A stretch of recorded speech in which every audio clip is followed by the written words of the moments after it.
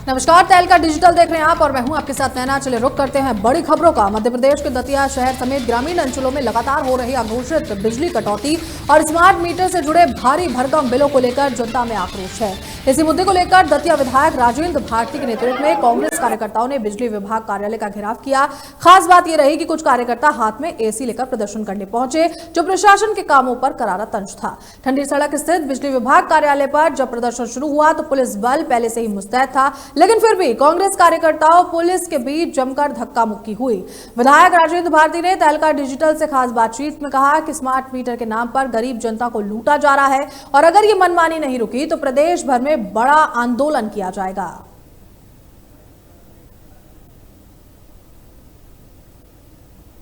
और जनता के सहयोग से किया जा रहा है।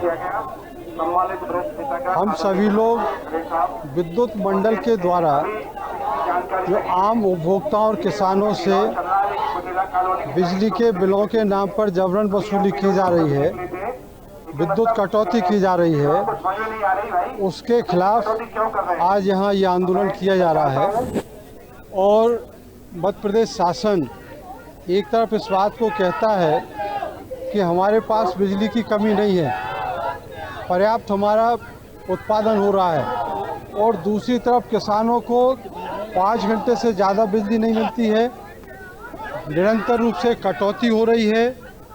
कटौती होने के बावजूद ये एक सिद्धांत है, ये कंपनियां हैं और कंपनियां जितना बिजली आप दें उतना।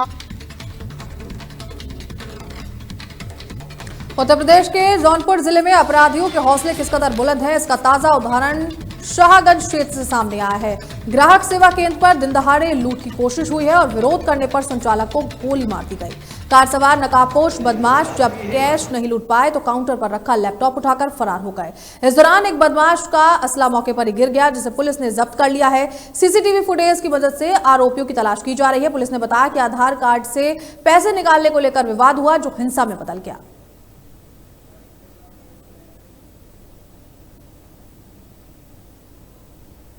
2025 को थाना शाहगंज अंतर्गत निजमापुर क्षेत्र में अरबाज टूर एंड ट्रेवल्स दुकान पर एक कार से कुछ बदमाश आए और उन लोगों ने आधार कार्ड से पैसे निकालने की बात की।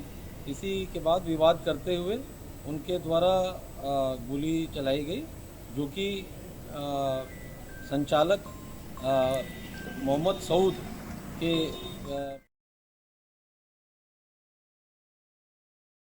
सऊद जी का मेडिकल कराया गया है और विधिक कार्रवाई की जा रही है। Thank you. ऑफिस आया लगभग 10:15 बजे और जैसे ही ऑफिस ओपन किया, अपना आधार कार्ड और एटीएम से पैसा वगैरह निकालता हूँ, जहाँ सहज जन सेवा केंद्र वगैरह है और नीचे दोना पत्तल की मेरी दुकान भी है। तो नीचे वाली ओपन नहीं हुई थी, ऊपर वाली मैंने ओपन किया, अपना साफ़ सफाई कर रहा था। बोर्ड वगैरह भी बाहर नहीं निकला, लेकिन वो तुरंत आए। पहले 2 लोग आए, पैदल आए, ढाठा बांधे थे और मास्क एक लगाए थे, एक गमछा बांधा था पूरा। उसके बाद आया, वो करा कि आधार कार्ड से पैसा निकाल दीजिए। मैंने कहा अभी थोड़ा समय लगेगा, 10 मिनट बाद आइए। तब जैसे मैं ऐसे कहा, तैसे गाड़ी से 4 व्हीलर से आए, एक बाइक तेज से घुमा के, उसके बाद क्या रहे 4 लोग उसमें से उतरे।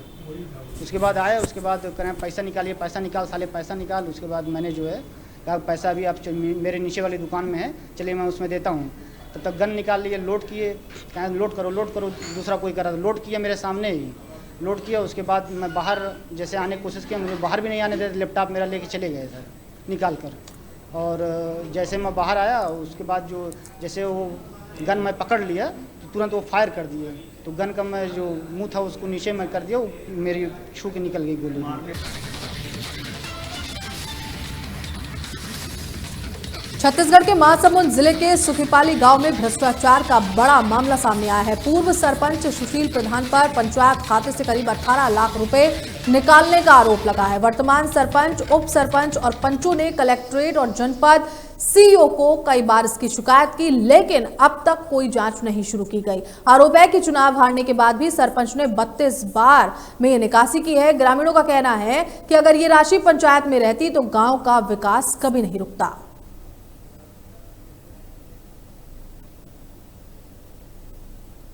पूर्व सरपंच सुशील प्रधान लगभग 18 लाख रुपया निकाल लिया है, जो कि पंचायत के कार्य के लिए हम लोग सोच रहा था। पदुमलाल साहू सूतीपाली वार्ड नंबर 12 का पंच हूँ।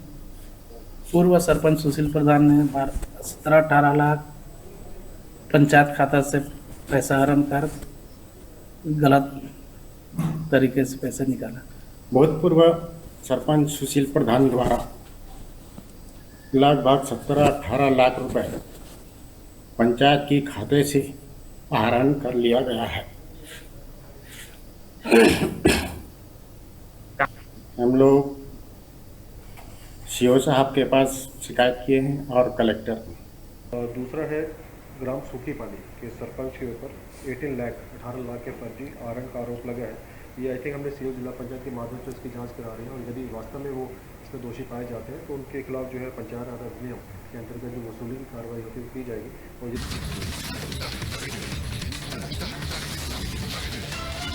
उत्तर प्रदेश के मऊ जनपद में कुख्यात हिस्ट्री शीटर और गैंग IR 212 के सरगना रमेश सिंह काका ने कोर्ट में फिल्मी अंदाज में सरेंडर कर दिया। पुलिस को भनक तक नहीं लगी। इस अपराधी पर आपको बता दें कि 67 आपराधिक मामले दर्ज हैं, जिसमें गैंगस्टर, जालसाजी और धोखाधड़ी शामिल है। कोर्ट ने उसे 4 साल की सजा और 14,000 रुपए का जुर्माना लगाया है। 2024 से वो जमानत पर बाहर था और हाल ही में 25,000 रुपए का इनामी भी घोषित किया गया था।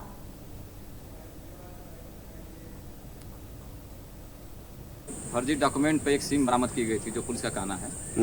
उसी पे FIR हुआ था थाना कोतवाली मऊ में। उसी में मुकदमा चला और न्यायालय माननीय श्रीमान CJM द्वारा आज 4 साल और 14,000 जुर्माने की सजा हुई है। कितने दिन तक ये मामला चला ये कोर्ट में? ये मामला करीब चला 14 साल। 14 साल। 14 साल बाद जो है 4 साल की।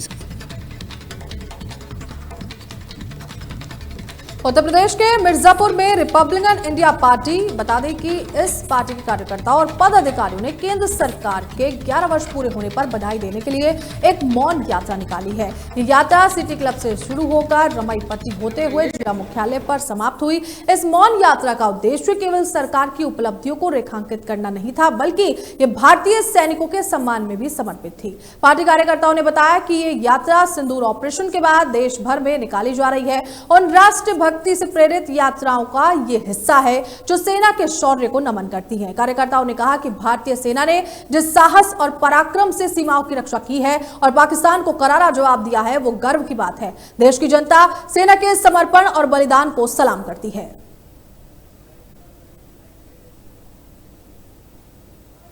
ये देश के लिए एक संदेश है कि हमारी सरकार 11 साल से देश के लिए काम कर रही है और सफल सरकार है।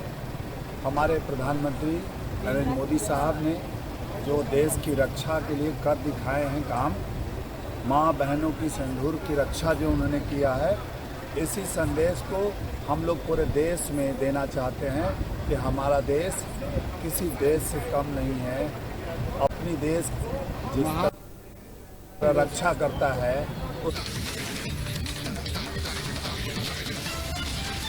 उत्तर प्रदेश में समाजवादी पार्टी मिर्जापुर की जिला इकाई द्वारा लोहिया ट्रस्ट कार्यालय पर एक प्रेस कॉन्फ्रेंस आयोजित की गई, जिसमें पार्टी के जिला प्रभारी डॉक्टर अवध पाल ने आगामी 2027 विधानसभा चुनाव को लेकर बड़ी घोषणा की है। डॉक्टर अवध पाल ने मीडिया से बात करते हुए कहा कि पूर्व के चुनाव में समाजवादी पार्टी के हार का जो अंत है वो लगातार कम होता दिखाई दे रहा है, जो इस बात का संकेत है कि जनता का विश्वास पार्टी की ओर लौट रहा है। उन्होंने दावा किया कि आगामी चुनाव में विधानसभा से समाजवादी पार्टी, जो मझवा विधानसभा है, वहां से समाजवादी पार्टी जो है वो विजय तिलक और विजय का जो झंडा है वो लहराती नजर आएगी। उन्होंने प्रदेश की कानून व्यवस्था पर सवाल उठाते हुए कहा कि वो लॉ एंड ऑर्डर, बता दें कि नाम की कोई चीज उत्तर प्रदेश के बीच अब नहीं रही है। साथ ही साथ उन्होंने डॉक्टर पाल ने विश्वास ये जताया है कि 2027 में समाजवादी पार्टी की सरकार राज्य में बनेगी और इसके लिए कार्यकर्ता पूरी तरीके से मेहनत कर रहे हैं और साथ ही साथ मेहनत में पूरी तरीके से जुट चुके हैं। 27 की तैयारी के लेकर के पूरे उत्तर प्रदेश में समाजवादी पार्टी के राष्ट्रीय अध्यक्ष माननीय अखिलेश यादव जी जो कार्यकर्ताओं को अब बूथ स्तर तक तैयारी करने के लिए हम लोग PDA की तहत PDA का जो कार्यक्रम जनवरी 25 से चल रहा है और लगातार 27 तक चलेगा। इसके तहत आज मजमा विधानसभा में करीब 3-4 दिन से हूँ, बूथ स्तर तक, जोन स्तर तक हम अपने कार्यकर्ताओं एक उत्साह भरने के लिए अपने नेताओं को लेकर के बूथ कमेटी से लेकर के जोन प्रभारी सेक्टर प्रभारी तक उनकी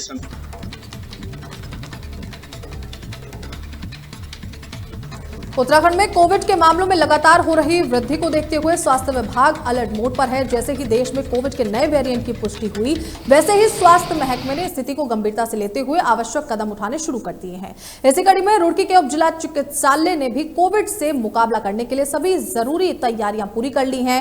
उप जिला चिकित्सालय के chief medical superintendent CMS doctor Sanjay Kansal ने जानकारी दी है कि अस्पताल में कोविड मरीजों के इलाज के लिए 100 ऑक्सीजन बेड की व्यवस्था की गई है। डॉक्टर कंसल ने बताया कि फिलहाल रुड़की में कोई कोविड पॉजिटिव मामला सामने नहीं आया है, लेकिन अस्पताल प्रशासन पूरी तरह से सतर्क है। सभी डॉक्टरों को सतर्क कर दिया गया है। अगर कोई संदिग्ध मरीज मिलता है तो उसे तत्काल भर्ती कर उपचार शुरू किया जाएगा। उन्होंने ये भी बताया कि सरकार की ओर से उन्हें स्पष्ट निर्देश प्राप्त हुए हैं कि 2019 और 20 की कोविड गाइडलाइंस का कड़ाई से पालन किया जाएगा, जिसमें मास्क का प्रयोग, भीड़ भाड़ से दूरी और 2 गज की सामाजिक दूरी जैसी सावधानियां शामिल है। भेज दी गई थी और जो टेस्टिंग की फैसिलिटी होती है, VTM वॉयल्स या रैपिड कार्ड टेस्ट, दोनों हमारे यहाँ उपलब्ध करा दिए गए हैं। और इसके अलावा हम लोगों ने भर्ती का भी यहाँ पे इंतजाम कर दिया है। कोई और सभी चिकित्सकों को हमने बोल दिया है कि कोई भी पेशेंट जिसमें आपको लगे संदिग्ध है, जरा भी कोविड के कोई लक्षण आते हैं उसके अंदर, तो तत्काल उसको भर्ती कर उसका इन्वेस्टिगेशन कराया जाए। और हमारे पास लगभग हमारे पास 100 बेड से ऊपर ऑक्सीजन बेड्स हैं जो ऑक्सीजन सप्लाई में हैं, और ऑक्सीजन भी हमारे पास प्रचुर मात्रा में उपलब्ध है। तो दवाइयाँ भी सभी उपलब्ध हैं। तो जो भी अगर आवश्यकता पड़ेगी उसके अनुसार ही हम मरीज का पूर्ण इलाज यहाँ पर संभव हो पाएगा। बड़ी खबरों में फिलहाल इतना ही। खबरों को देखने के लिए बने रहे तहलका डिजिटल के साथ। नमस्कार।